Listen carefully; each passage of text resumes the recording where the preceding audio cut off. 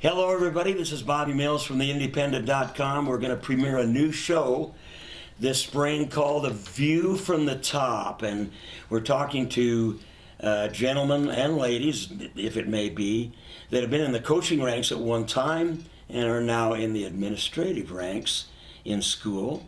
And we made the short trip out to Northwest High School to interview one of the best in the business, Mr. Tim Krupicka. How are you? Well, thank you, Bobby. I'm thrilled. I am thrilled to be on this show.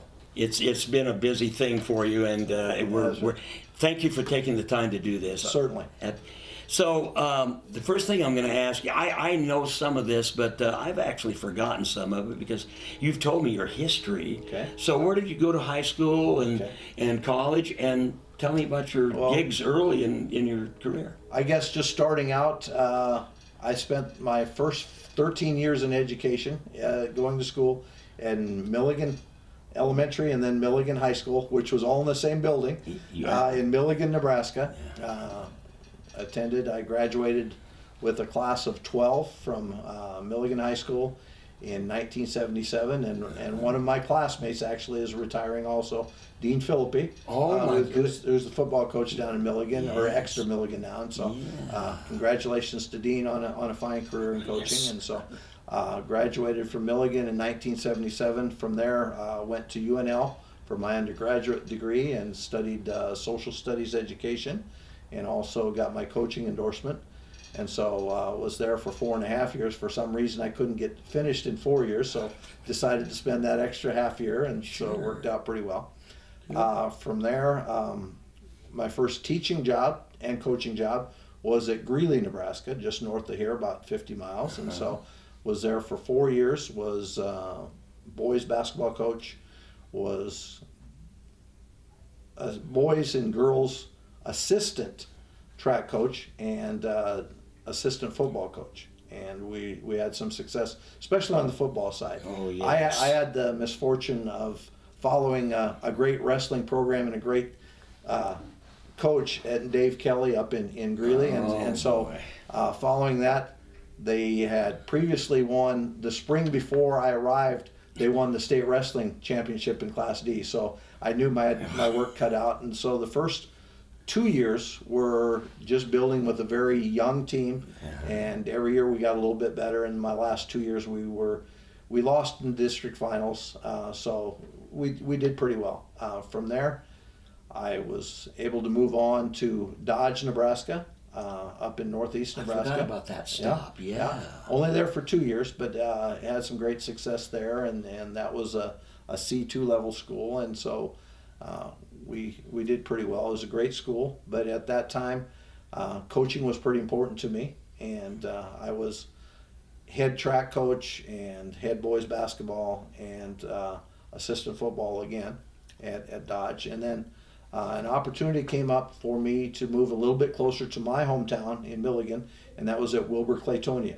And so at Wilbur-Claytonia, I spent 11 years. I was head boys basketball, assistant track coach, and junior high football. So that gave me a little bit different perspective on the football ranks.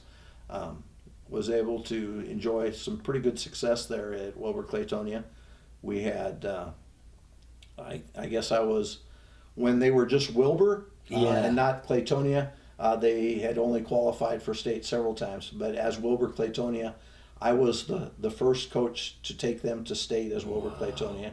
And I thought that was pretty big. This is not bragging, but Dave Oman was one of my predecessors, and so Dave wasn't able to take Wilbur-Claytonia with Dana Altman, by the way. With Dana Altman, on the team. So had some success there, and from there, my last 2 years, I started working on my administrative endorsement. Okay. And so I went from head boys basketball to one of my most enjoyable things of coaching, and that was junior high girls coaching. So 7th and 8th grade girls basketball. And I always tell the story that you haven't coached until you've been on a bus in a road game with a bunch of junior high girls, and they're expecting you to sing the same songs they're singing on the bus back home. So it worked out real well, and just had an enjoyable time. You know, that was brought a lot of joy back to basketball, and I've always enjoyed it. And so from there, that was my last 2 years. I had my administrative endorsement, and then my first administrative job was K-12 principal and athletic and activities director back in Greeley, because my wife is originally from Greeley. Okay. So at the time we were adopting my son from Korea, and so his grandmother lived back in Greeley, so we thought that was kind of a natural move. And, Yes. and so I'd been gone from Greeley for 13 years, and then I moved back and became the principal. So, you know, the people that had worked with me are now working for me as teachers in Greeley, and so there were things that they remembered. So, you know, if I ever tried anything, they would dig up a lot of dirt on me and, Sure. and bring that back on me. So it was an enjoyable experience. So I was at Greeley for a total of 6 years, and then a real career, not a career departure, but a change of levels. From Greeley as K-12 principal, I became middle school principal in Wayne, Nebraska, at Wayne Middle School. So I was there for 5 years. Wow. So I no longer had any athletic director duties, which was a big save of time, and I didn't mind that. Yes. But I still supervised games and things like that, and so I really enjoyed the middle school principal level. And then finally in 2010-11, the opportunity came up for me to apply for this job in Northwest, and I guess part of a precursor to that was back in 2003, I had applied for this job when I was in Greeley, but was runner-up to Doyle Denny for the position of principal. So yeah. I had told my wife and told myself that if this Northwest job would ever come open again, I would apply for it. And lo and behold, 2010 it did, and I received a job, and I've been here since the 2010-2011 school year. Wow. So That's an amazing career. There's a couple of stops I wasn't aware of there. So, And I thought you had gotten into the administrative thing earlier, but no, not really. Amazing. I was a teacher for 17 years. Wow. I had a former professor of mine at UNK who later moved to Wayne State, who always used the expression, well, how old were you when you joined the circus? So I was a teacher for 17 years before I decided to join the circus and become an administrator. I thought, yeah. That's just a term he used. I know. Yeah. He's a great professor. So. Yeah, the circus. I thought it was the other way around, maybe. Being in the teaching classroom, but no, oh my goodness. So that answers my question.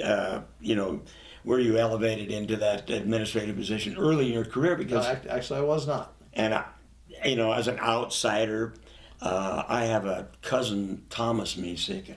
I don't know if you've ever run into him, but he's my age, and we grew up together. And he had his first administrator's job as a superintendent at Norfolk Catholic at the age of 26. Wow! And I'm thinking, that must have been intimidating. With it would have been for me. Yeah, with hardly any classroom legs under you. Mm-hmm. But he went on to a great career, and well, that would be scary for me. I really For me as well. Yeah. Oh my goodness. We became acquainted, by the way. If you don't know, I began my PA announcing out here at Northwest, and years back, and you were here when I started, I think. Yes. And boy, I don't think I ever met anybody that was as easygoing as yourself. Well, thank you. And instant friendship. And I always wondered, when I traveled, if people knew who you were. And I'm going all over the state. Well, where'd you start your PA thing or whatever? Do you go to football games here and there? And Northwest name would come up, and then your name would come up. Oh, really? And I never one time heard anything but raving reviews on you as a person. And my dad was like that. Well, but he was in the music business, and that's all you had to do is get up and play something somebody liked. You were an instant success. But in this business, it's really tough to, I think anyway, and it probably isn't to you, your perspective. Well, no, you're absolutely right. Believe me, even though that you have that perception, and thank you for that perception of me. There's obviously some people who have made disagreements with me from time to time. So, but that's going to happen in this business. It's always going to happen. It is tough, and former students have talked to me about you from Wilbur or that's wonderful. Bohemian Alps South or that's right. Bohemian Alps North up in Dodge or whatever, but Greeley especially. Yeah. When you leave a mark like that, isn't that great? It's wonderful. You know, after 40 years in education, and this is my 40th year. Wow. You know, it's something that you want to leave behind. You know, my mom and dad, as all through the years when I was young and I was growing up, they said, you know, leave your mark, make friends, and don't burn any bridges. Oh, boy. And that was, you know, sometimes those are difficult things to do, but I've always made that a point of trying to do those things. Right. Every place I've been. It's really tough to do in the classroom or as an administrator because you can't make everybody happy. You cannot, and so I'm sure I haven't. So, but I've been very fortunate. You know, had great parents. Been married to my wife for 35 years, and she's given me all the support I've ever needed, both as a coach and as an administrator, and then my 2 children. And you know, obviously, it's that's a side of it that you don't think about as far as being an administrator. My kids, it's not easy being an administrator's kid or a principal's kid. No. So you know, it's a lot easier for me than it was for them. But you know, I appreciate everything that they've all done for me to help support me in this mission of what I've chosen to do. Yeah, you're a great success, and it is hard to be, especially a coach's son, or a daughter, but you know, an administrator's daughter. Well, he's got it easy, she's got it easy, and you know what they say. But when you can overcome all that stuff and get the support from that end of it, you know that you've done a good job. Well, thank you. So, how have things changed since you've started? Started in education or just administration? Just education. First of all, and then administration. Yeah, I guess starting out just in administration, so many changes as far as both State Department of Ed regulations and federal regulations and things like that. You know, I like to think that the children really don't change. That's what I was going to ask you. But a lot of times, you know, the problems in society around them change. You know, and so it's no great surprise to see that the issues that develop in society are also issues that we face here in schools, because you know, we're a small microcosm of what goes on around us and on the outside. So you know, I see those sort of changes. I see it. You know, it's a difficult time for young people. You know, with the pandemic and a lot of the things and some of the mental health things that we're dealing with all of our students and you know, our faculty as well. You know, we try to be as supportive as we can to all that come to our school, and so I've noticed that, and you know, just those sort of changes that have taken place, you know, certainly since the pandemic have kind of been a game changer for education. Yeah, I never thought of it that way, but one thing about Northwest, and maybe it's since you've been here, but even before, I've never walked into a school where a student will come up and say, "How are you?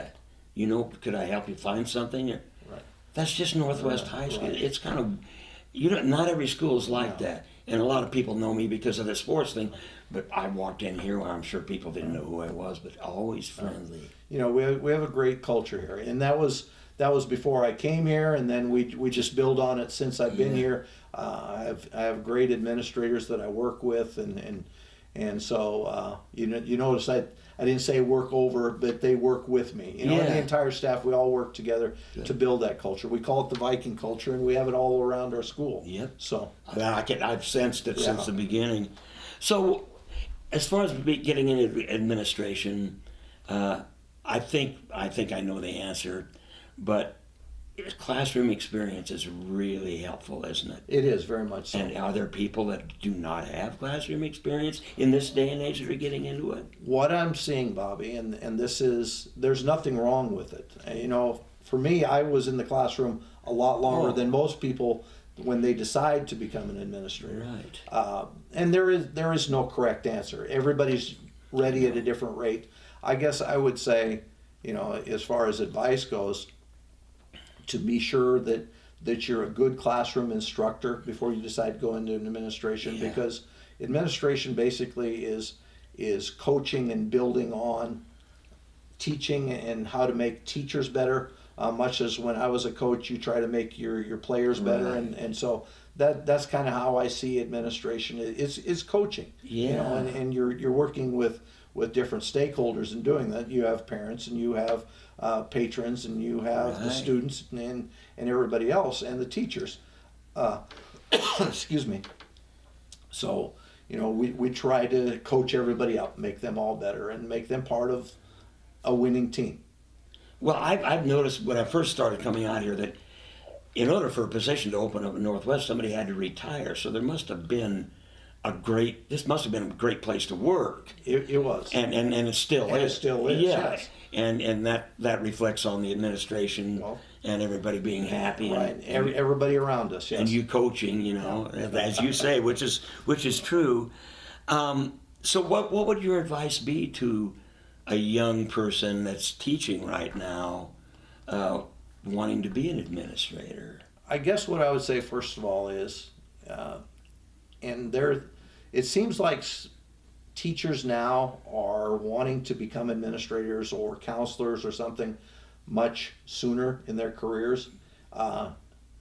Even though I would say don't rush it. That would be the Right. first advice. Don't rush it until you think you're ready, Uh-huh. and then when you feel you are ready, you might want to give it 1 or 2 more years. There you go.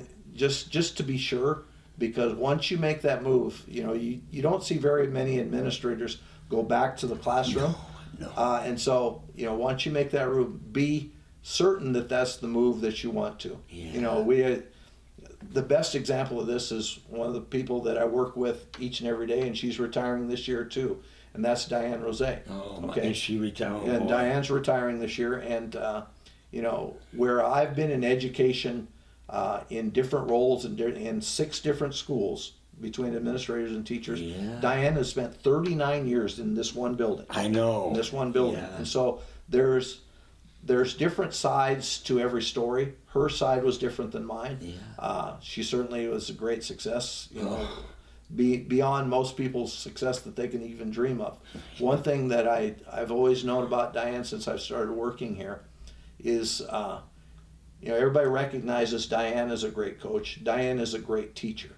And it all starts with being a great teacher, and Yes. she does those things and does the small things well. So. That's good advice. I will add a side note that I've done a lot of these interviews, and only one person in all my years of doing interviews made me nervous before I started, and that was Diane. I was so intimidated by that one. I'm going, oh my goodness, Yeah. I hope I get through this. And then she tells me afterwards, well, I was nervous too, and I'm going, yeah, right. But she's a peach. She really and is. they're gonna, Northwest is gonna miss 2 great people when you guys retire. So it's been all good, hasn't it? It has. When you reflect back, It is. is it your perception of life that? It is. My wife and I were talking just a couple weeks ago, and this goes back to my Greeley teaching days. And my wife, being from Greeley, she used to babysit some of the kids who were like my first graduating class in Greeley. Yeah. And so, I'll just make up a name here. So a couple weeks ago, we were talking about, we still get the Greeley paper, and we saw somebody from that graduating class, my first graduating class, and she said, so how old would Gene Smith be now? And I said, okay, well, 82, 83, I was 22 when I started teaching them. They were 17. So I'm 62 now, so they'd be 57. And she said, no way, to which I replied, I said, so you have no problem believing I'm 62, but you can't believe that Gene Smith is 57? She said, well, it's just how you see things, and it's all about that kind of perspective. But, if you would think I can remember things, from my very first year of teaching and coaching that I can remember, sometimes I get to be my age, and I'm not sure if I put socks on in the morning. So, But you don't forget those no, early you don't years.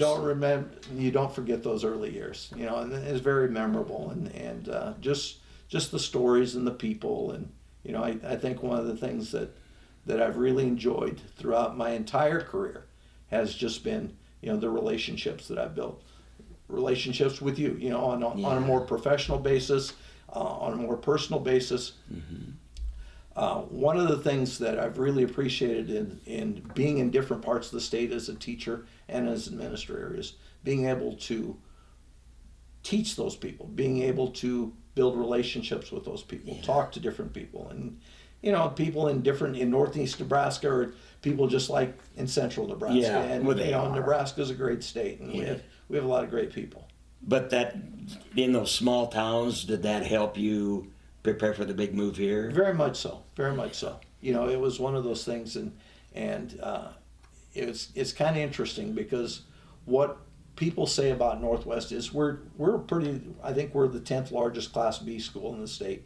But people say, well, you feel a lot smaller, and I take that as a real compliment. There you go. Because you know, if we have sort of a small town feel, we like to say we're big enough to offer a lot of important programs for students and for parents, but we're small enough to still know our students' names and know what they're doing. And so, that's always been the perception from the outside. You might see somebody touring a lasso in the parking lot, and then somebody that's doesn't even know what a cow or a farm is. Well, and obviously something, if you've ever been to Northwest during FFA week and see the tractors parked, then you know you are home here in Northwest. Yep, exactly. So. Great. Well, I'm sure you're thrilled that you could spend your final years in administration here. I am. It's just been great. And once again, thank you for everything you've done. You know, your friendship and your support throughout the years has been incredible. Well, thank you. And to the community of Grand Island, not just the Northwest community, but you know, everybody in Grand Island have been very supportive of me. Yeah, they haven't. Yeah. And is it true that when a parent comes in and needs calming down, they're sent to the guy that can do it, Tim Krupicka? I've heard that. No, actually, yes. I don't know how I've gotten that reputation, but they the always ones who need calming down, they always leave with a smile on their face. Well, not always, but you know, they at least come in that way. It's that halo up there, man. I can't believe that. So, well, I'll tell you what, this has been a little slice of heaven for me. And if I was going to start a show like this, you had to be the first. Well, thanks, Bobby. Because I just find it amazing that I've never heard a word about you except just what a great man. Well, thank you. So you have carved your name. Yeah, well, thank you very much. You know, it's you know, I look back on some of the people that I've taught and coached, and you know, there's you know, I look at now people that are deep in their careers, like Dr. Eric Weber, who's the head of Human Resources in Lincoln Public Schools, was a student of mine and a player of mine, and you know, various people throughout, you know. Tough gig. Yeah, I mean, and they're doing tougher things than I am, but you know, it's nice to know that, you know, I don't know for sure, but I'm probably one of the oldest principals in the state of Nebraska, because most people that come into this age that I am are probably either superintendents or they're retired or they have died. So, you know, one way or the other, I've survived it and stayed as a principal. And I wanted to make sure that, you know, not that there's anything against the superintendent, because I have my specialist. I could have been a superintendent. Sure, I'm sure. But one of the things I would have missed is the close contact with the students, and that's a big part of it. I think that's Tim Krupicka. I really do, because oftentimes superintendents are off by themselves and not connected, like you say. So. Yeah, I want to make sure to all the superintendents out there that they know I think superintendents are great people. Oh, the ones I talk to sure are, but you carved your niche, stayed where you want to do, and made your mark. So that's great. Thank you very much for Bobby. sharing your life experience with me. Well, thank you. And you know, on your retirement, best of luck, man. Stay healthy, and I hope you live to be 150 years old. Well, thank you. You as well. For Tim Krupicka, McKenna behind the camera, this is Bobby Mills saying, catch us next time on A View from the Top on theindependent.com.